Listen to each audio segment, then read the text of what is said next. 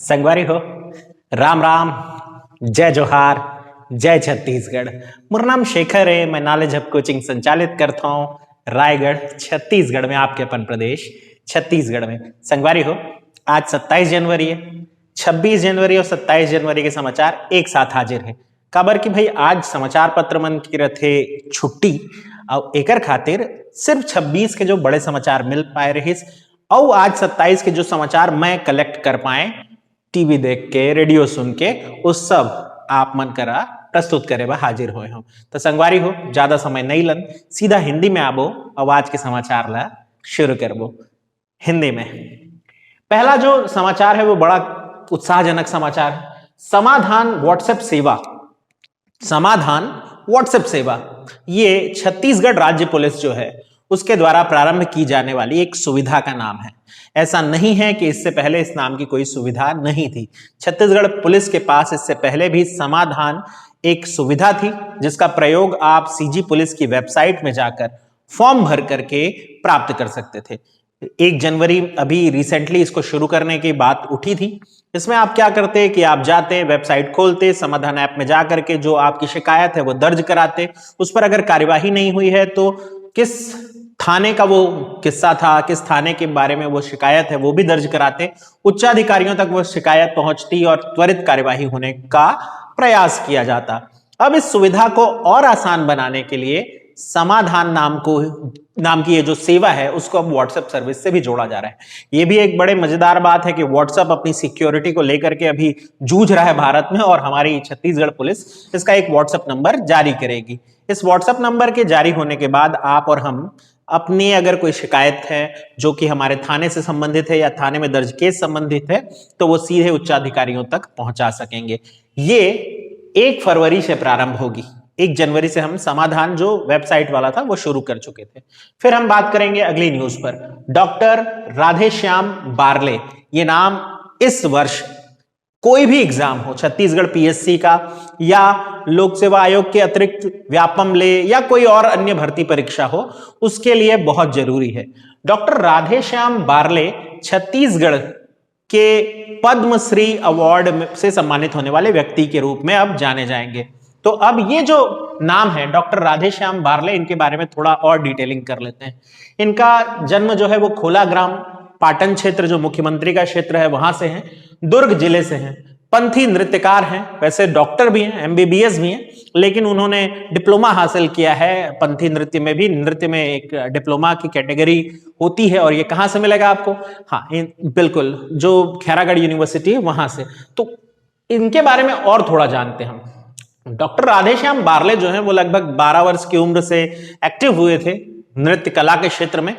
धीरे धीरे वो एक पंथी के बड़े जाने माने कलाकार बने और उनको कई तरह के अवार्ड और भी प्राप्त हुए, जिनमें खास अवार्ड देखें तो 2008 का देवदास बंजारे सम्मान, 2012 का गुरु घासीदास लोक चेतना सम्मान या 2016 का भंवर सिंह पोरते सम्मान। ये अवार्ड उनको ऑलरेडी प्राप्त हो चुके थे। अब सबसे बड़ी मुहर तब लगी जब वो पद्मश्री सम्मान, जो कि भारत सरकार के द्वारा दिया जाने वाला एक नागरिक सम्मान है, उससे सम्मानित हो रहे हैं। ऐसा प्राप्त करने वाले वो छत्तीसगढ़ के 25वें पद्मश्री हैं। और अगर हम इनके बारे में और थोड़ी बातों को जानने का प्रयास करें तो मैं आपको एक और पॉइंट बताता हूं।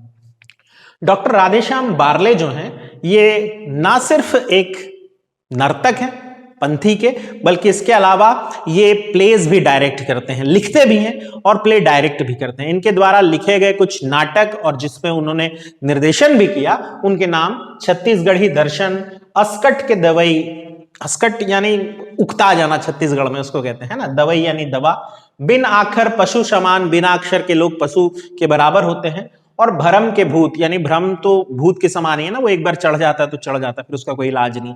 तो ये सारे जो प्लेज हैं उन्होंने खुद लिखे हैं और डायरेक्ट किए हैं और भाई लोक कला को बहुत दूर दूर तक पहुंचाया है। तो इनको बधाई डॉक्टर राधेश्याम बारले जी को, ये नाम बहुत जरूरी रहेगा। फिर हम बात करेंगे अगले समाचार पर, जो कि एक बहुत महत्वपूर्ण अभियान है। अगेन, तुहर सरकार तुहर द्वार अभियान, छत्तीसगढ़ी नाम है, अनुवाद अगर करें तो होगा तुम्हारी सरकार तुम्हारे द्वार तक।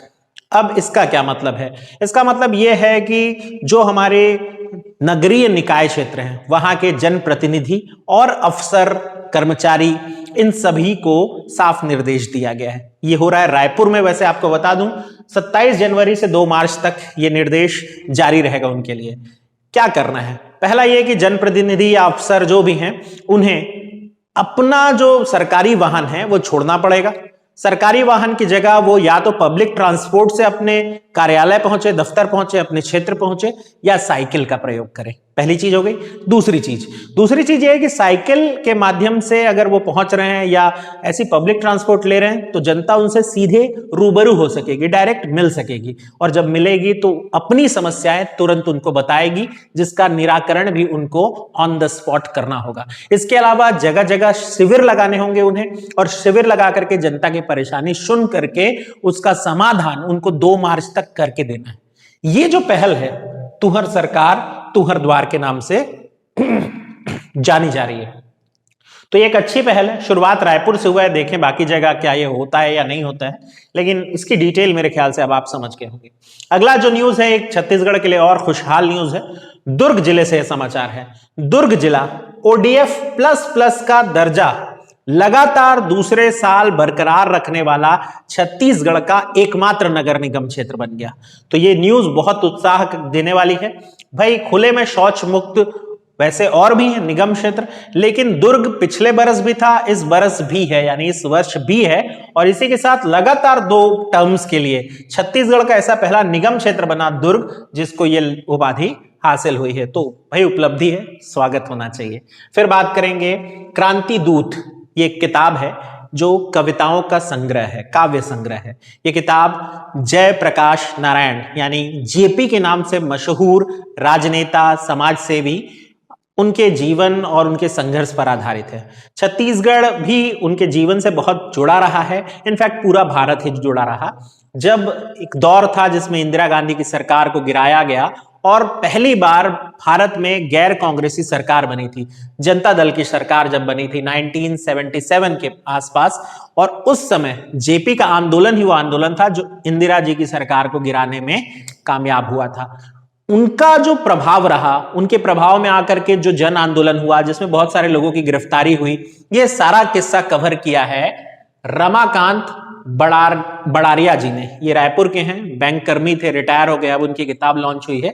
ये किताब अभी विमोचन की गई, और छत्तीसगढ़ में भी उस दौर के बहुत सारे लोग हैं जो उस दौर को भुगते थे, ऐसा कहते हैं। तो भाई उनके लिए तो ये किताब पठनीय होनी चाहिए और आपको भी जानना चाहिए। अब बात करेंगे शाकंभरी पूर्णिमा। क्या है कि चीजों को थोड़ा अलग करके बताओ ना, लोगों का सुनने का इंटरेस्ट बढ़ जाता है, और ये वही है शाकंभरी पूर्णिमा यानी छेरछेरा, पुष पुन्नी। छत्तीसगढ़ का एक बहुत खूबसूरत लोक पर्व है। पुष पुन्नी या पौष माह की पूर्णिमा छेरछेरा के रूप में मनाई जाती है। ये अन्न भंडार आपके घर का भरे रहे, इस शुभकामनाओं के साथ जब लोग आपके द्वार पहुंचते हैं और कहते हैं कि छेर छेरा माई कोठी के धान ला हेर हेरा, और आप जब उन बच्चों की टोली को अपने घर से, अपनी कोठार से निकाल करके धान देते हैं, तो वो आपको शुभकामनाएं देते हैं कि हमेशा और फूले फले और बढ़े आपका धन धान्य। ये जो मंगल कामना का चलन है, इसकी शुरुआत ऐसा माना जाता है कि छत्तीसगढ़ में राजा कल्याण साय के समय से हुई थी। राजा कल्याण साय कलचुरी राजवंश के एक प्रसिद्ध राजा रहे हैं, जिन्होंने मुगल दरबार में, बेसिकली जहांगीर के दरबार में अपने जीवन का एक बड़ा हिस्सा बिताया। उस समय वो छत्तीसगढ़ को छोड़ करके चले गए थे, और एक लंबे समय बाद जब वापस लौटे तो उनकी पत्नी ने खुश होकर के जनता को खूब धन धान्य दिया था, और जनता ने उन्हें खूब आगे आपको शुभकामनाएं दी थी, और आपका जो राज परिवार सब आगे खूब बढ़े, ऐसी शुभकामनाएं उन्होंने दी थी। श्रेयः श्रेयः बेसिकली वो ये शब्द कह रहे थे, और उसी से छेरछेरा बना ऐसा माना जाता है। यानी राजा कल्याण साय की वापसी से जुड़ा हुआ लोक पर्व माना जाता है छेरछेरा। ये तो हो गई एक कहानी। दूसरी कहानी थोड़ा राजस्थान की तरफ से भी जुड़ी हुई है, थोड़ा छत्तीसगढ़ की लोक कथा में भी शामिल है। कहते हैं कि एक दौर में भीषण सूखा पड़ा, इतना सूखा कि लोग तरस गए थे कि कब बारिश हो और कब हम अन्न उपजा सके। अकाल पड़ की स्थिति हो गई थी, अन्न कहीं उग नहीं पा रहा था, पानी नहीं था। लोगों ने देवी की उपासना शुरू की, देवी दुर्गा की उपासना शुरू की, और एक लंबी पूजा के बाद देवी प्रसन्न हुई। वो जब ये दुख दर्द देखी तो कहते हैं कि देवी के 100 नेत्र बन गए और उन 100 नेत्रों से लगातार अश्रुओं की धारा बहने लगी और इसी धारा के बहने के कारण जो जल गिरा धरती पर वो बारिश के रूप में प्राप्त हुआ और फिर ये छेरछेरा का पर्व मनाया गया। तो वो देवी थी शाकंभरी देवी और यहां से ये पर्व जो है शाकंभरी पर्व के रूप में इसलिए भी जाना जाता है। बहरहाल एक बेहद खूबसूरत पर्व है, कल मनाया जाएगा। कुछ अंचल में आज मना रहे हैं, तो अगर आप आज मना रहे हैं तो आपको आज से ही छेरछेरा की शुभकामनाएं, और अगर आप कल मनाएंगे तो अग्रिम शुभकामनाएं आपको छेरछेरा की। छत्तीसगढ़ का बहुत खूबसूरत लोक पर्व। फिर बात करेंगे तुलसी बारा डेरा मेला की। तुलसी बारा डेरा मेला ये छेरछेरा का ही मेला है। देखिए ये तो आज से शुरू हो गया है। ये छेरछेरा पुन्नी से मतलब उस दिन को इंक्लूड करिए, 3 दिन के लिए चलने वाला एक पर्व है, एक मेला है। गुरु अमरदास जो कि हमारे गुरु घासीदास जी के ज्येष्ठ पुत्र बड़े बेटे और उनकी पत्नी माता पातपुरहिन देवी जो हैं, उन दोनों की गद्दी जहां स्थापित है तुलसी बारा डेरा, मंदिर हसौद क्षेत्र यानी जिला रायपुर, वहां ये सेलिब्रेट किया जाता है मेला। बेहद खूबसूरत मेला होता है। इसकी शुरुआत हो गई है तो 27, 28 और 29 3 दिन के लिए ये आयोजन होगा। फिर बात करेंगे छत्तीसगढ़ राज्य सहकारिता एक्ट में संशोधन की। देखिए राज्य सरकार बहुत परिवर्तन ला रही है और उसमें एक बड़ा परिवर्तन ये हो गया है जिसको इतनी बड़ी न्यूज नहीं बनाया गया, लेकिन अपने से कुछ नहीं छूटता, तो आप तैयार रहें। तो ये जो न्यूज है छत्तीसगढ़ राज्य सहकारिता एक्ट में संशोधन, इसमें हुआ क्या है, छत्तीसगढ़ में जितने भी जिला सहकारी केंद्रीय बैंक है उन बैंकों के अध्यक्ष और संचालक सदस्यों की नियुक्ति का अधिकार राज्य सरकार ने अपने हाथ में ले लिया है। मैं फिर से दोहराता हूं, छत्तीसगढ़ राज्य के जितने भी जिला सहकारी केंद्रीय बैंक हैं उनके अध्यक्ष और संचालक मंडल के सदस्यों की नियुक्ति का अधिकार राज्य सरकार ने अपने हाथों में ले लिया है। इससे पहले कलेक्टर मुख्य अधिकारी होते थे जिनके माध्यम से वो चुनाव वगैरह कराने का जो भी प्रक्रम है वो पूरा किया करते थे। अब कलेक्टर कार्यकारी अधिकारी नहीं रह जाएंगे, इसके लिए सीधे राज्य सरकार अपने व्यक्तियों को वहां नियुक्त कर सकेगी। इतना बड़ा परिवर्तन हो गया है। मैंने बोला ना हमसे कुछ नहीं छूटेगा, तो आप जुड़े रहें और लाभ लेते रहें। बहरहाल छत्तीसगढ़ के 6 जिलों में सहकारी केंद्रीय बैंक है, जिसमें रायपुर तो होगा ही होगा, हमारा बिलासपुर, इसके अलावा दुर्ग है, राजनांदगांव है, ये 4 हो गए। इसके अलावा आपको चलना पड़ेगा अंबिकापुर और फिर आपको चलना पड़ेगा नीचे जगदलपुर। तो 6 जगह ये मौजूद है। हम यहाँ अपने लोगों की नियुक्ति का प्रावधान कर सकेंगे, वर्तमान राज्य सरकार वाले और उसके बाद आने वाली सरकारें भी। तो भाई ये सब कुछ जो है मैं आपके लिए बहुत तलाश करके लाता हूं और इतनी जो मेहनत है मैं उम्मीद करता हूं कि उस मेहनत को आप वो लाइक का बटन दबा करके उसका जो फल है वो मुझे देंगे। साथ ही साथ मैं आपको कुछ और बताना चाहूंगा कि मेरी क्लासेस भी चल रही है, ऑनलाइन क्लासेस, जिसमें मैं भारत का भी जीएस पढ़ा रहा हूँ, छत्तीसगढ़ का भी जीएस पढ़ा रहा हूँ। अगर आप उससे जुड़ना चाहें तो मुझसे मेरे व्हाट्सएप नंबर या टेलीग्राम में संपर्क कर सकते हैं। मैं लगातार क्लासेस उसमें ले रहा हूँ और मेंस का डेट भी अनाउंस हो गया है। अगर आपको छत्तीसगढ़ पढ़ना हो, छत्तीसगढ़ की सारी वीडियोस आपको एक साथ उपलब्ध हो जाएगी, आप संपर्क कर सकते हैं उसके लिए भी मुझसे। खैर प्रमोशन हो गया, अब वापस आते हैं। शिल्प नगरी निर्माण ये उद्घाटन कर दिया गया। कहां? जिला कोंडागांव। किसके द्वारा? मुख्यमंत्री महोदय अभी बस्तर की यात्रा पर थे, बस्तर प्रवास पर उन्होंने ये उद्घाटन कर दिया है। ऐसा माना जाता है कि कोंडागांव जो है वो हमेशा से शिल्प नगरी के रूप में तो वैसे आप पढ़ते ही आए हैं, लेकिन एक जानकारी जो कि छत्तीसगढ़ राज्य सरकार जो सीएमओ है उसकी वेबसाइट पर अपलोड हुई, उसमें एक बड़ी रोचक जानकारी दी हुई है कि यहाँ की जो कला है, छत्तीसगढ़ के कोंडागांव की कला, वो 4000 वर्ष पुरानी कला के समकक्ष मानी जाती है। ऐसा माना जाता है कि छत्तीसगढ़ में जो बेल मेटल की कलाकारी की जाती है वो पूरे देश में सबसे पहले यहीं शुरू हुई थी, बेल मेटल कलाकारी। तो ये भी एक उपलब्धि है छत्तीसगढ़ की।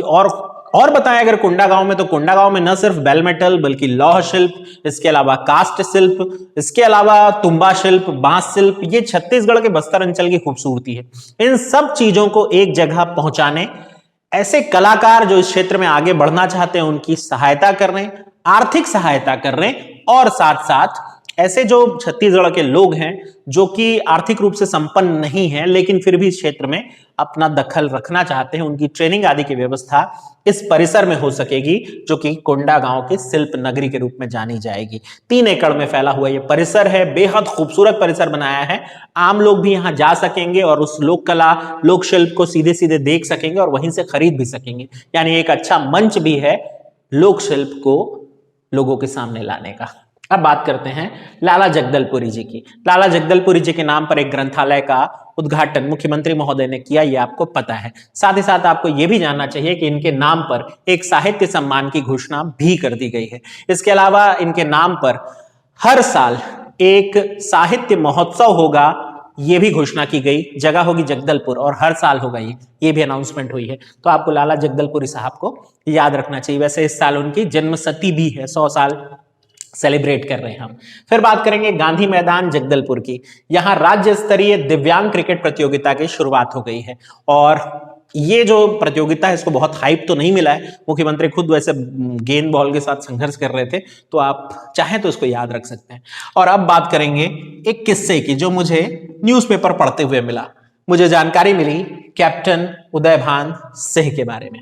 कैप्टन उदयभान सिंह छत्तीसगढ़ के वो आदिवासी युवक जो कि कमर्शियल पायलट बनने वाले देश के फर्स्ट ट्राइबल पर्सन थे, यानी जनजाति वर्ग से कमर्शियल पायलट बनने वाला पहला आदिवासी व्यक्ति। नाम कैप्टन उदयभान सिंह। इन्होंने भाई एयर इंडिया के लिए अपनी सर्विसेज दी हैं और इनके लाइफ से जुड़ा हुआ एक किस्सा प्रकाशित हुआ था, मैं आपको बता रहा हूं। ये वो दौर था जब इंडोनेशिया ताजा तरीन आजाद हुआ था। किनसे आजाद हुआ था? हॉलैंड या नीदरलैंड वालों से, यानी डच लोगों से। और जब ये आजादी की घोषणा हुई तो डच जो थे वो इंडोनेशिया छोड़ना नहीं चाहते थे। वो लगातार इंडोनेशिया की सरकार के जो भी बड़े अधिकारी थे, बड़े पद पर बैठे हुए राष्ट्रपति, प्रधानमंत्री जैसे जो पद पर के लोग थे, उन पर लगातार हमला कर रहे थे।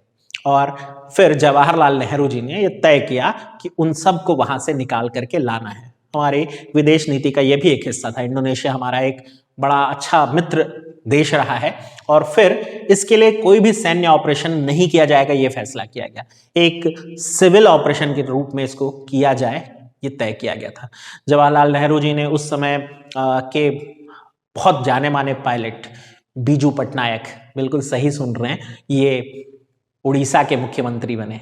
कलिंगा एयरलाइंस जिन्होंने शुरू की थी उनको बुलाया और को पायलट के रूप में बुलाए गए कैप्टन उदयभान सिंह। इनको जिम्मेदारी दी गई और इस जिम्मेदारी को निभाने के लिए ये लोग अमेरिका का एक प्लेन लेकर के इंडोनेशिया के जितने महत्वपूर्ण व्यक्ति थे, राष्ट्रपति, प्रधानमंत्री, उनको वहां से निकालने के लिए अभियान पर गए। ये तब हुआ जब इंडोनेशिया में डच सेना ने अमेरिकन विमान को मार करके गिराना शुरू कर दिया था। उस खतरे भरे माहौल में एक तरह से सर्जिकल स्ट्राइक ही कह सकते हैं आप इसको।